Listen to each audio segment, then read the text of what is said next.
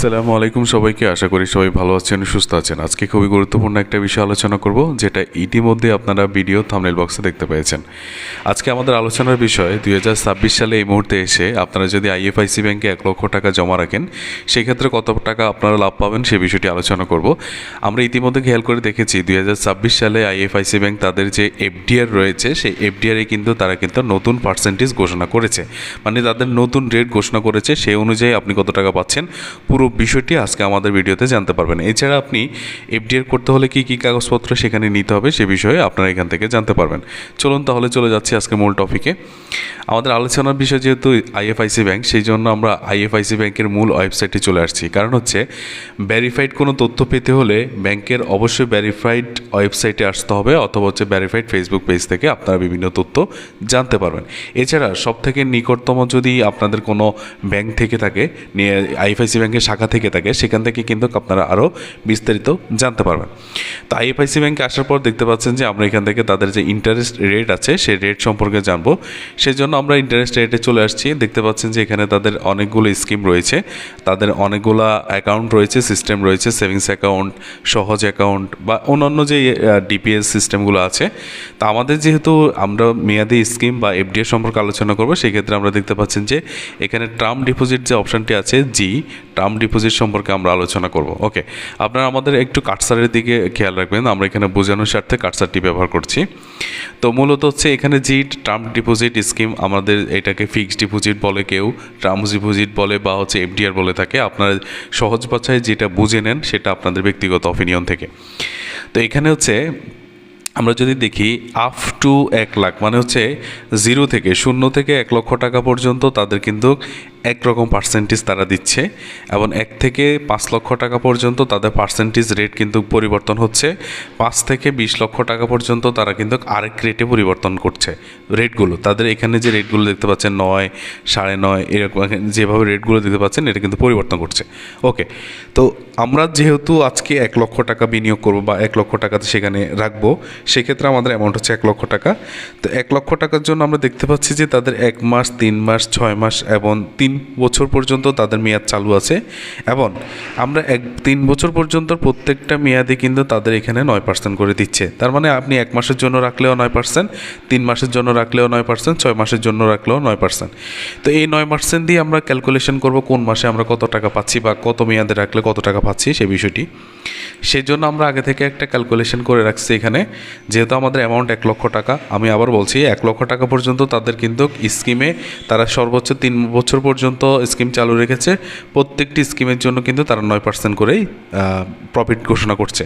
এরপর হচ্ছে যে তারা যে পরবর্তীতে 1 লক্ষ টাকার উপরে যদি আপনি করেন, সেক্ষেত্রে তাদের প্রফিটের ভিন্নতা আছে, সেটা আমরা দেখতে পেয়েছি। তো যাই হোক, তো আমরা এখানে রেখেছি যে IFIC bank PLC fixed deposit rate 2026 সম্ভাব্য মুনাফা। যেহেতু আইএফআইসি ব্যাংক তাদের মুনাফার রেটগুলো পরিবর্তন করে থাকে, সেই জন্য আমরা সম্ভাব্য মুনাফা লিখেছি এখানে। আমাদের অ্যামাউন্ট হচ্ছে 1 লক্ষ টাকা। উৎসে কর আপনার লাভের থেকে কাটা যাবে 15%, সেটা আমরা উল্লেখ করেছি। এবং মোট আপনি কত টাকা পাবেন হাতে এবং মেয়াদ শেষে কত টাকা পাচ্ছেন সে বিষয়টি। তা আপনি যদি 1 লক্ষ টাকা 1 মাসের জন্য রাখেন, 750 টাকা আপনার আসে। এখান থেকে 113 টাকা কাটা যাবে 15% উৎসে করে, আর বাকি আপনি 638 টাকা পাবেন। মানে হচ্ছে আপনি যদি 1 লক্ষ টাকা আইএফআইসি ব্যাংকে 1 মাসের জন্য এফডিআর করেন, সেক্ষেত্রে আপনি 638 টাকা পাবেন বর্তমান রেট অনুযায়ী। 3 মাসের জন্য রাখলে আপনি 2250 টাকা পাচ্ছেন। এখান থেকে উৎসে কর 338 টাকা কাটা যাবে, মোট টাকা আপনি 1913 টাকা পাচ্ছেন।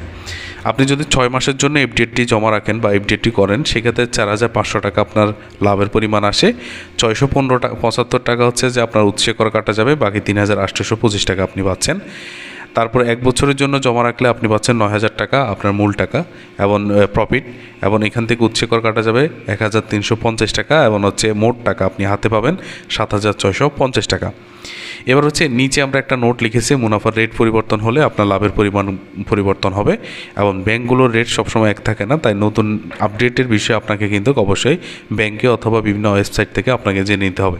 তো এই ছিল এখানে বিষয়। আবার অনেকে প্রশ্ন করতে পারেন যে এখানে আপনি 3 মাসের জন্য করছেন বা 6 মাসের জন্য করছেন, করার পরে আপনি যদি দেশে বাইরে চলে যান, তাহলে পরবর্তী 3 মাসের জন্য কি হবে?